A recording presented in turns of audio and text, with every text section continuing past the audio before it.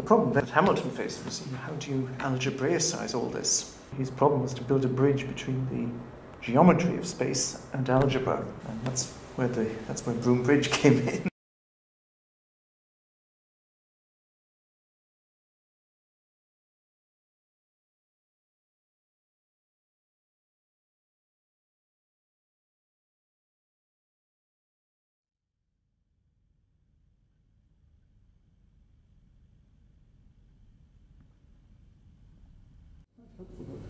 Perhaps gives some sort of impression of the atmosphere in which Hamilton worked. There's quite a contrast between, I suppose, the architectural formality of this and then the vernacularism of Broom Bridge.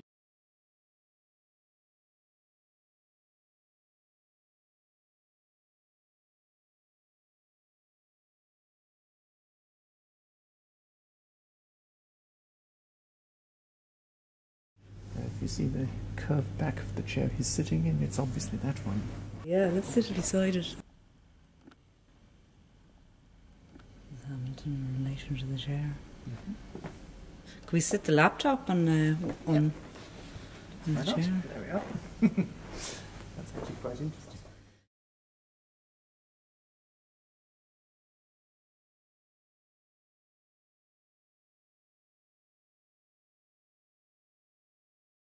He was thoroughly familiar with the old, but he was also seeking to make a step beyond into the unknown.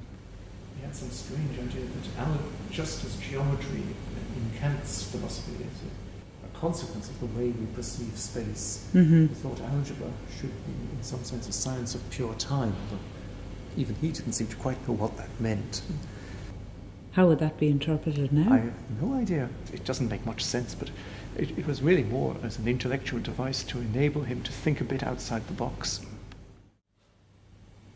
It's hard to imagine how you would link algebra and time. Well, exactly, but in attempting to do it, he was forced to sort of think a little bit differently.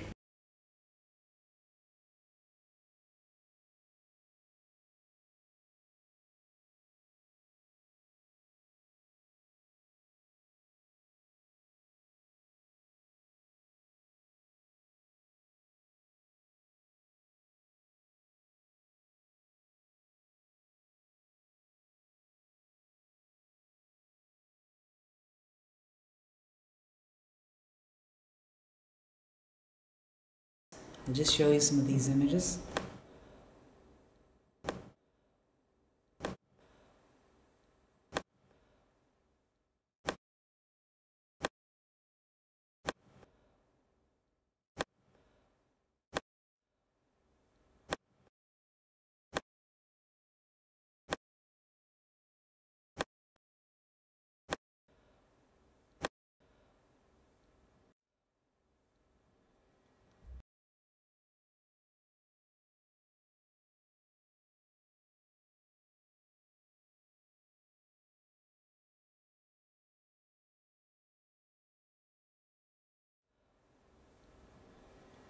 This is a cutout I made of the diagram my friend Anya used to try and explain and describe Hamilton's equation to me, and she likened it to the problem of Quaternion Bridge. That relates to graph theory, which Hamilton's contributions to graph theory don't really have very much to do with his work on quaternions, but they are both things linked to Hamilton. It's probably just easiest if I just show you sequences of things. So I've been playing around with both found imagery, objects I've made, because I'm kind of trying to think about it spatially, so keep thinking about it as bent or folded space. So three dimensions are not easy. Yeah.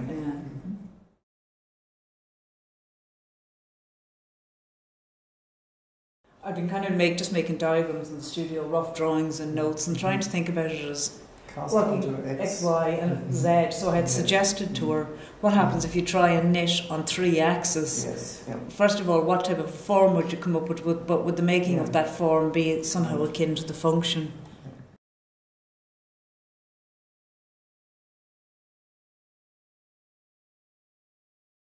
It's just a spring. I started to think then about spring and Euler's spiral.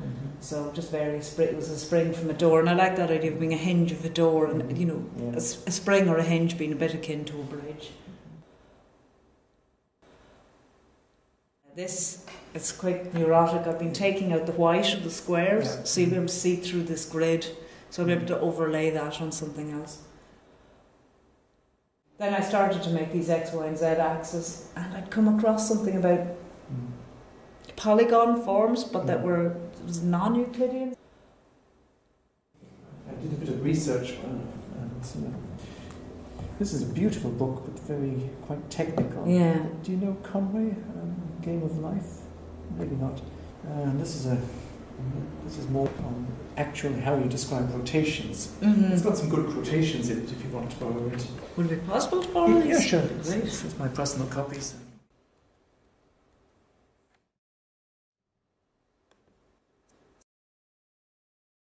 I suppose some of this is kind of research material, and then some of it is stuff that may actually get used.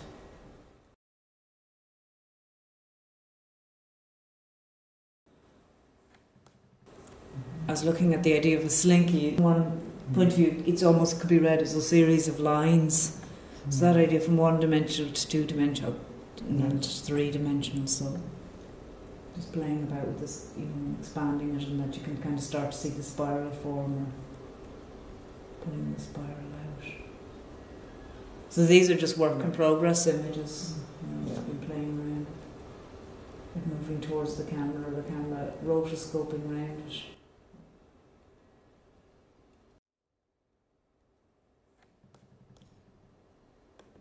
So it's almost like a search to try and find images. So, I found myself going back into trying to understand cos, sine and tan, their relationship. I come across this as well that shows how the rotation produces a wave. And on one hand I kind of think, I think I understand that, but on the other hand it absolutely escapes me. Well, it's really just, as you said, it's just a simple slinky thing. Yeah. Is the slinky a useful form? Well, if you want to explain Euler's e to the I theta, yes. With the idea of a bead being threaded on the slinky and moving its way through the kind of spiral of the slinky, but also rotation on its own axis, be something that might be useful. I mean, if you remember that picture you started with of Euler's spiral and e to the I theta, it is in fact a point moving around that, tracing out the... As theta goes from 0 to 2 pi, the bead goes once around the circle. And then if you plot the theta in the third dimension, then of course you get, it's actually not a spiral, it's a helix. Sorry, I'm being pedantic here. A spiral is a curve in a plane, a helix is a three-dimensional structure. Oh, okay, so in a way what I'm doing with the slinky, that's a helix. People talk about spiral staircases, but they're actually not spiral staircases, they're helical staircases. The one area where people get it right, oddly enough, is DNA. It's always called the double helix. Never the double spiral.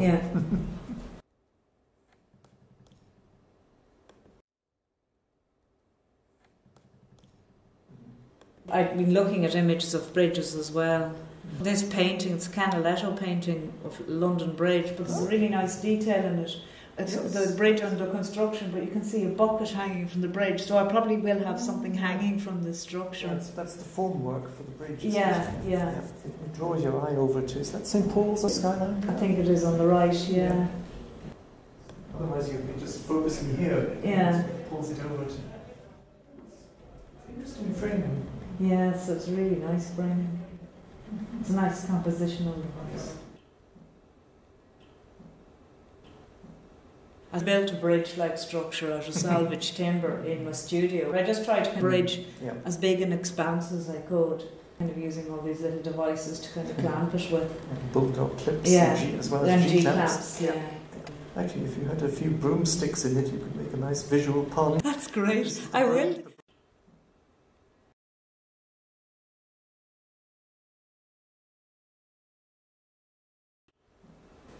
That's one of my gimbals. So you'll be able to see through this. I'll be able to overlay that on something else. This is made from cookie cutters. The smallest cookie cutter, it was deeper, so I had to kind of cut back the ring of metal. I had to cut it back because it was kind of experiencing gimbal lock, simply because it wouldn't turn inside the other one. So the kind of practicalities of trying to make these things was sort of making me try and understand the dynamics of what was going on. Ah, that's beautiful, yeah. You like that? Cheers. Thank you. Scaffold tape, electrical tape, and then a cake tin.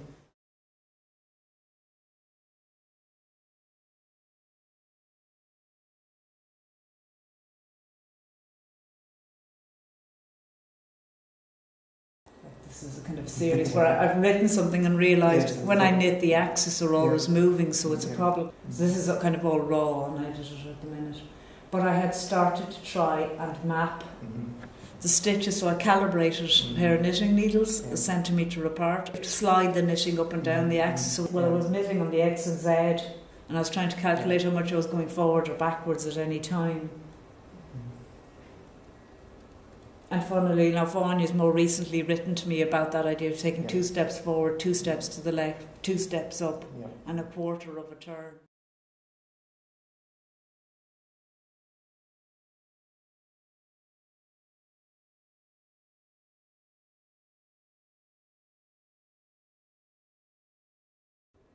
I was trying to kind of photograph these, and I was almost using my teeth on the camera. Yeah, that's why you need an assistant. Yeah.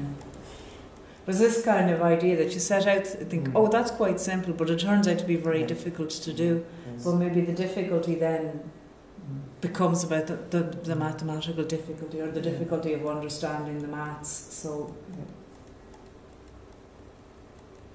So Anya had suggested to me, marking a stitch with red or having a red bead or something, or a bead with 2 colours on it that rotates on its own axis through the knitting.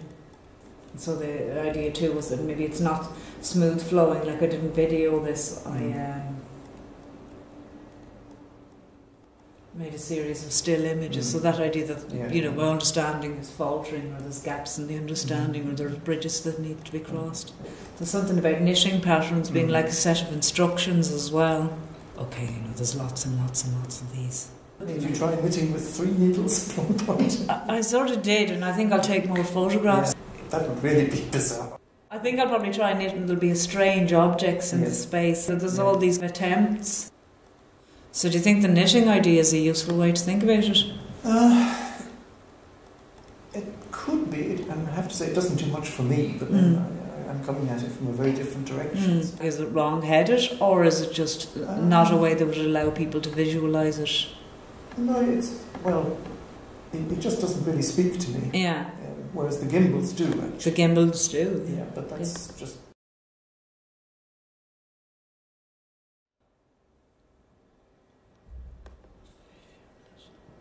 Yeah.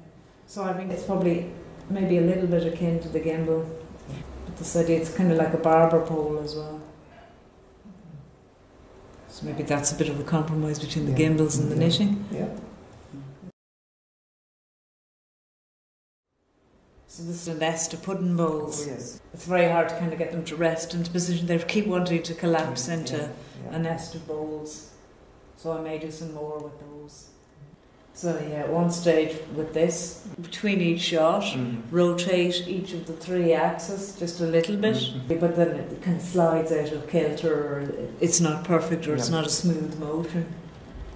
So then I sometimes contented myself with kind of just doing 2. So I was really just making an object and playing with it in the studio to see what I could gather about it. Iron filings onto the paper. Yeah. Another thing I've been doing is I've been playing around with magnets as well. It's sort of maybe a bit unrelated, but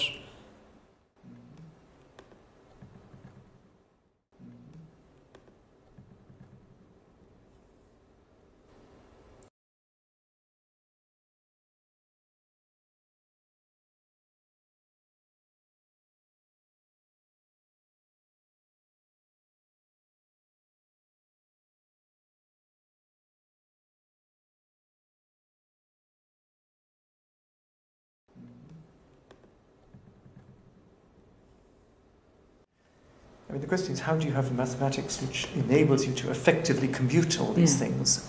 Rotating about one axis is trivial. You just add the angles. But when you have rotations going through around different axes, then it's very difficult because you can get up this problem of gimbal knock, and you need a parameterization which isn't subject to that. Quaternions do that very effectively, and they're computationally efficient. The key point really is the difference between rotating things in 2 dimensions is highly constrained. You rotate them by one axis. But in 3 dimensions, it's far more interesting in a way because you have multiple axes around which you can rotate, and the order in which you rotate then matters, which reflects itself then in the non-commutativity of Quaternion algebra. And in a way, the problem Hamilton had said was, how do you multiply 2 rotations? Once you start going into 3 dimensions, then it's much more complicated. So that the order is very important. The order is important. And there's an even odder thing, which is that if you follow the motion through, then rotation through 2 full turns is equivalent to no rotation. Do you know this? Is this something to do with pi? It's actually an odd result. I can probably demonstrate it with this. So, rotation through 2 pi leaves my arm in a horribly distorted position. But after 4 pi, I'm back. So I can actually keep on turning forever. That's lovely.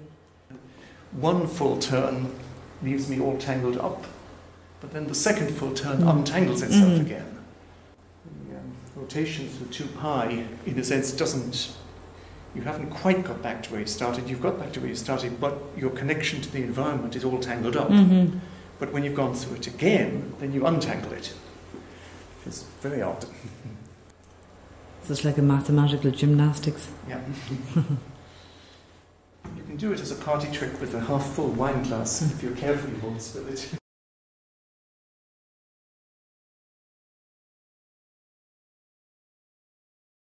Peter's cube, I call this. So I think I'd sent yourself, but I also sent Peter and Marie an image of one of these objects. Yes. And Peter came up with this.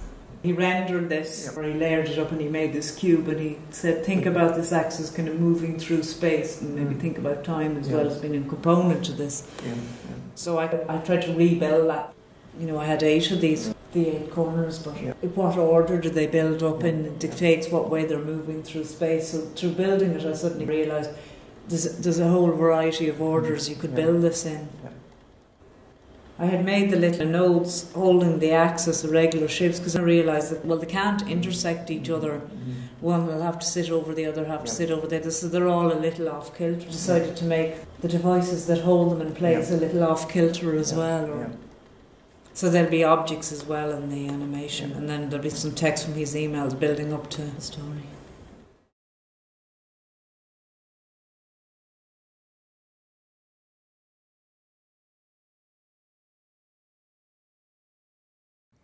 It can be an increase of scale and a rotation.